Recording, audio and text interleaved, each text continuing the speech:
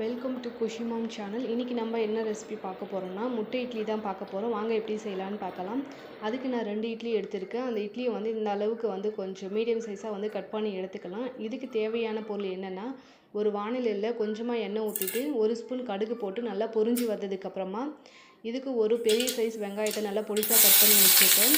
அதை நல்லா சேர்த்துட்டு நல்லா கோல்டன் கலர் வந்ததுக்கப்புறமா 1/4 ஸ்பூன் இஞ்சி பூண்டு பேஸ்ட்டு சேர்த்து நல்லா வதக்கி எடுத்துக்கலாம்.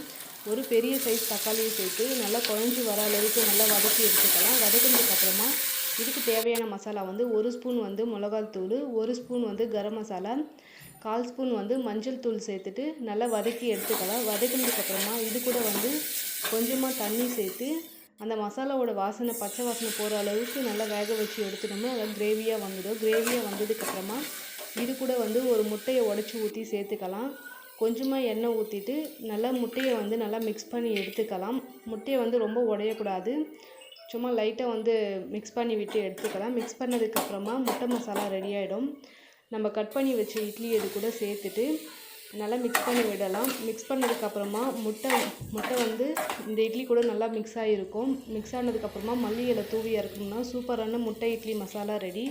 நீங்களும் ட்ரை பண்ணி பாருங்கள். மறக்காமல் கமெண்ட்டில் சொல்லுங்கள். என்னோடய சேனலை சப்ஸ்கிரைப் பண்ணுங்கள்.